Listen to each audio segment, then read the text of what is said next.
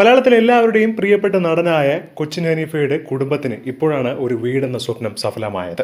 ഈ ഒരു സമയത്ത് നടൻ ദിലീപിനെ പ്രശംസിച്ചുകൊണ്ടൊക്കെ ഒരുപാട് പേരാണ് രംഗത്ത് വന്നത്.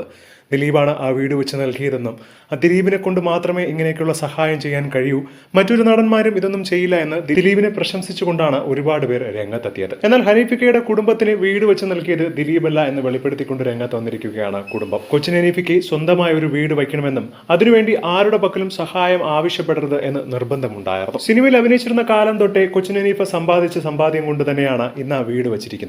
എന്നാൽ ഇത്രയും വർഷം വേണ്ടി വന്നത് കുറച്ച് ലീഗൽ പ്രശ്നങ്ങൾ ഉള്ളത് കൊണ്ടായിരുന്നു. അതൊക്കെ മാറി വന്നപ്പോൾ വർഷങ്ങളേറെയായി. പക്ഷേ ഒരൊറ്റ കാര്യം മാത്രം എല്ലാവരോടും തങ്ങൾക്ക് പറയാനുള്ളൂ.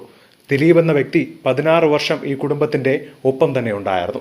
എല്ലാ സഹായത്തിനും, മക്കളുടെ പഠനത്തിനായാലും അല്ലാതെ ഈ വീട്ടാവശ്യത്തിനായാലും ഓരോ മാസത്തെയും വരുമാനത്തിന്റെ കാര്യത്തിലായാലും എല്ലാം ദിലീപ് ഏറെ ശ്രദ്ധ പുലർത്തിയിരുന്നു. ഒരു സഹോദരനെ പോലെ ഏത് പാതിരാത്രിക്കും നടൻ ദിലീപിനെ ഫോൺ ചെയ്യുകയും ആവശ്യങ്ങൾ പറയുകയും ചെയ്യാമെന്ന് ഹനീഫയ്ക്കയുടെ ഭാര്യയടക്കം പറഞ്ഞിട്ടുണ്ടായിരുന്നു.